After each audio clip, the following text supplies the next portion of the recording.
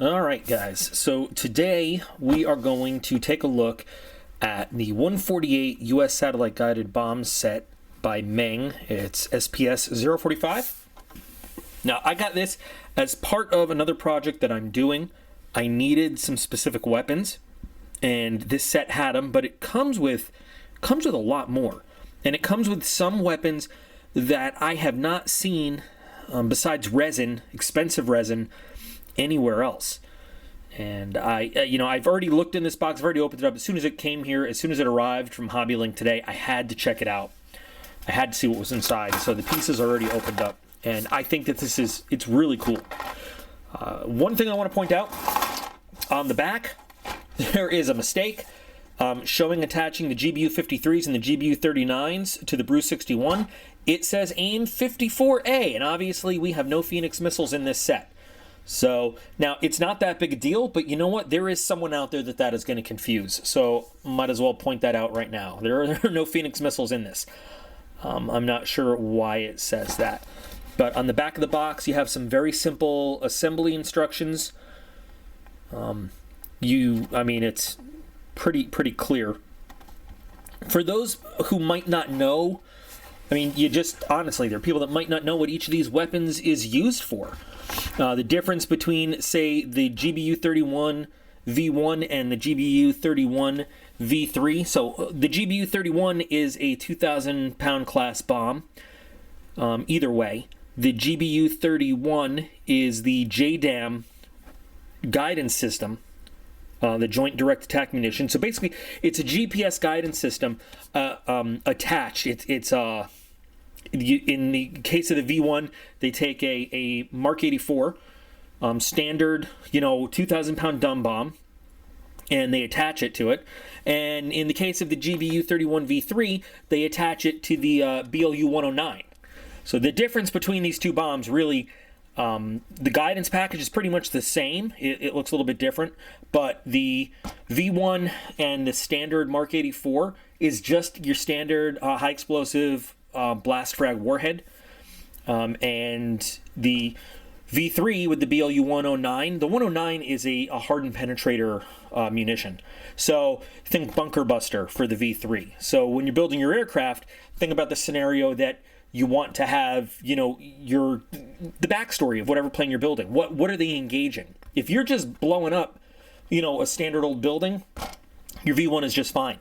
If you are actually blowing up a bunker, be it a munitions bunker, a hardened aircraft shelter, trying to get to an underground thing, if you want, and I've seen this done, during my time in the military, this is great at cratering roads and munitions because it will penetrate to underground and then explode beneath, which causes massive amounts of damage. Neither of these can be used against moving targets. They are fixed target destruction guys only. We're going to come back to the sniper pod and talk about that later on. So the BRU-61 is just the 4x carry rack for either the GBU-53 or the GBU-39. The GBU-39 is the SDB, the small diameter bomb. So we've got basically a 250-pound warhead, but what we have is a very precise targeting system with the ability to loft and glide that warhead into place. The SDB is really cool. Because of the accuracy and the delivery systems involved here, you can basically carry 4 shots for the price of 1, where you might carry, a single GBU-38 or GBU-31 or GBU-12 or 16 or something like that. You can carry 4 GBU-39s. These are small wings, so they scissor out. And like I said, the launch aircraft can I'll use a little guy here. It can actually crank up and loft that bomb so that it has a trajectory where it goes up and glides and actually has some range.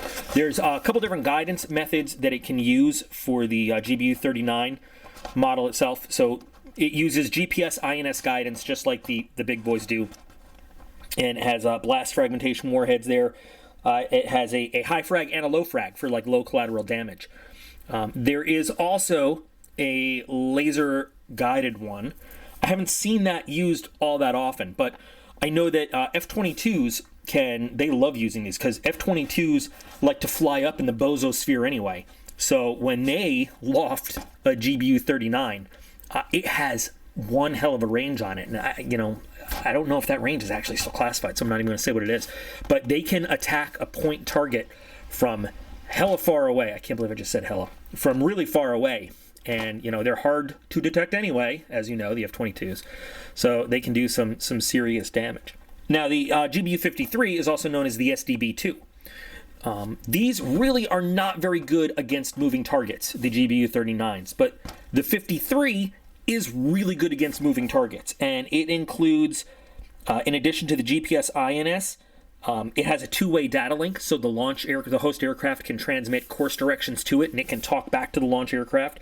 It has a millimeter wave active radar, so it can actually search out for a target, look for the one that matches its pre-programmed target definition set, like a tank, for example, or whatever you're looking for, a mobile launch vehicle for ballistic missiles, for example, whatever it is, whatever radar profile it's programmed to find, you can launch from the general area and let it go. And again, you can loft it, let it fly, let it glide, and it has a lot of time to find its target. So this is a weapon. Now I've seen GBU-39s before in a kinetic U.S. and NATO package. I've not seen the GBU-53 at all in plastic before, so this is awesome. And then there's the GBU-54. This does not come with 38s, does it? No, it doesn't. So the GBU-54 kind of solved the same problem for the GBU-38, which was the 500-pound version of the GBU-31, for moving targets that the 53 solved for the 39. So the GBU-54 includes the GPS INS guidance package that the GBU-38 does, but it backs it up with a semi-active laser guidance system as well. So not only can you tell it to go to a specific area, but then you can also engage this against a moving target when you have the ability to tell it to turn on its laser eye and then look for the marked target in that area. Tanks, ballistic missile, tells, whatever, like I said, anything you want. Pickup trucks, motorcycles, one guy on the ground running, whatever it is. So you can engage with precision in a 500-pound class unit and have it, go after the moving target. Now, we could do that anyway with, like, the GBU-12, 500-pound laser-guided bomb. The 54 allows you to engage in multiple modes. It gives you flexibility. You can hang this on an aircraft, and no matter what's going on, you have a JTAC on the ground with a handheld designator. You have a third-party aircraft that is designating the target for you, or you have, a pod on your own aircraft that's designating, or maybe your pod is, not working. Maybe your pod is in-op for whatever reason. You still have the secondary ability to engage with GPS guidance, or it's a very flexible weapon, and it makes targets go boom in a very dramatic way. So that's really cool. And I haven't seen this in plastic before either. And then finally, we've got the AAQ-33, otherwise known as the Sniper Advanced Pod. And, we're talking about all these GPS-guided weapons, so you say, so what do you need a targeting pod for? Well, the targeting pod does a lot more than just target stuff. Yes, it has a laser designator, and it lets you laze targets for laser-guided weapons. But, again, classification level, can't go too much into exactly what the sniper pod is capable of, but I can tell you that carrying a targeting pod lets the pilots do a lot of things that they couldn't do before, and a lot of things they could do before even better. Number one, target identification. In Iraq and Afghanistan, our rules of engagement were that we could not engage a target on the ground without a command directive, or without having, either eyes on the ground or eyes in the air with a positive enemy identification. And the pod lets you do that. So you might know you're looking for such and such a target, but without the pod to give you the zoom in capability to look for that target and say, yes, I see that target, that is confirmed the hostile target, you can't do it. The pod also, with the laser, lets you get the most firm, updated, accurate coordinates, because the pod is hooked up to the aircraft. The aircraft has its INS and its GPS. It knows exactly where it is in time and space.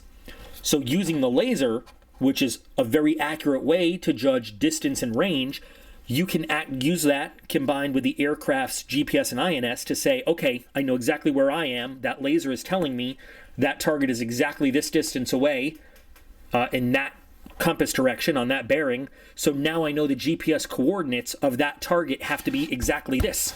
And they can feed all that information into the weapon to update those coordinates one last time before they hit the magic pickle button and go and drop. So it really, you can even use this in some air-to-air modes for not only target identification, but you can use it. It does a lot of cool stuff. So the sniper pod it's always nice to have another sniper pod. So I wanted to take that time to go over these weapons just in case some modelers out there think they look cool, but now you can actually arm your aircraft knowing kind of how they operate and what those weapons are for. Here's some full color depictions of what everything looks like when it's fully painted.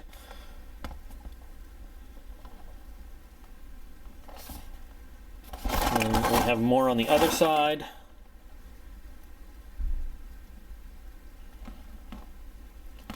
Now, I would have thought this came with GBU 38s, since that is actually one of the main GPS-guided weapons we've been using.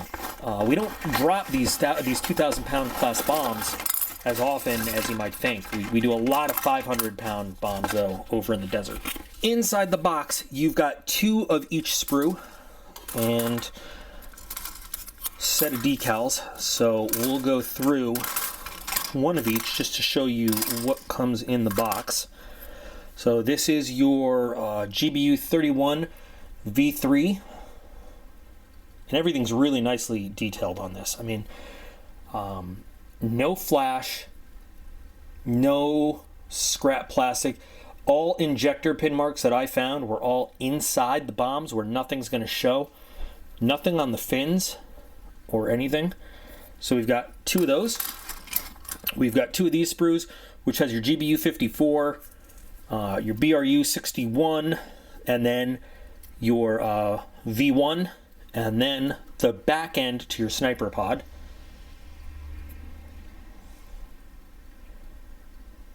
I mean, again, just real crisp detail, probably better than the Hasegawa weapon sets, I have to say.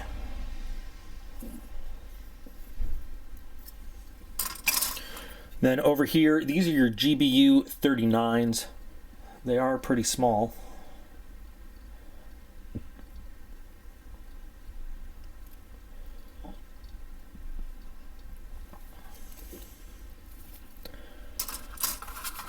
So you get 8 GBU 39s, and then you get 8 GBU 53s.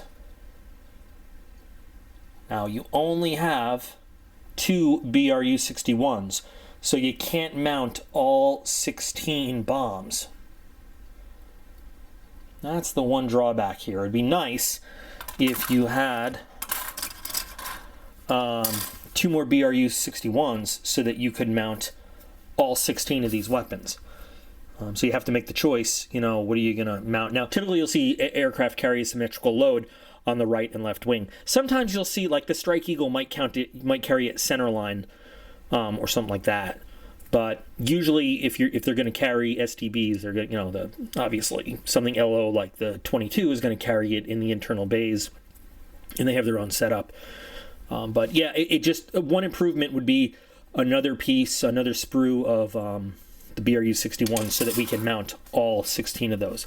Now, interesting, we see that the back of the sniper pod is here. The front of the sniper pod is all clear plastic. Now, most when I see these in most kits, they are actually just regular gray plastic, and then you have to glue on the lens on the front. Here, you have to mask off the lens, and then you can just paint the whole thing. So I'm going to bend this a little bit and hope I don't pop it off the sprue just to show. This is the lens. This whole thing is all clear on the real pod. So this wedge up here. Interesting way to do it. Different way to do it. I guess some people will like that. Some people will not. It's pretty easy to mask, but some people might like just being able to paint the whole thing and then pop in the lens at the end. I guess it is whatever it is.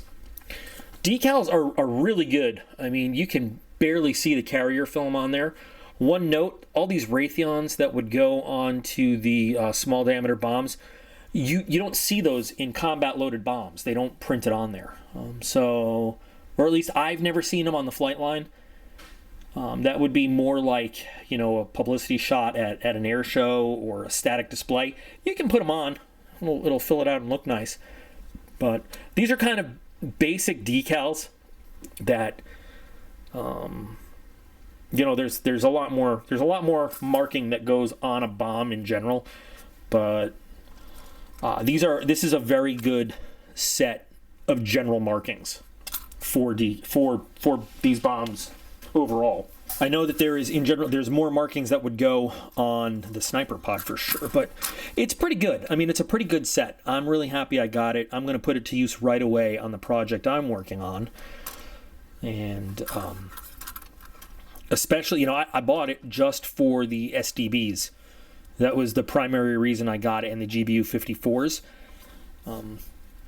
But I definitely will make use of the other pieces too. So, great set to pick up to give you more options for arming up your aircraft, especially since some of these you don't get in the general. It's really mainly it's been Hasegawa that's been putting out aftermarket weapon sets for them. Plastic. I'm talking about plastic. I know there's resin kits all over the place, but it's nice when you have easy plastic sets to work with, and you don't need to deal with all the resin and photo etch stuff. So there you go. There is the Meng 148 US satellite guided bomb set. I'm looking forward to checking out their short and long range missile sets as well. All right, guys, happy building. Build them well, and I'll see you later.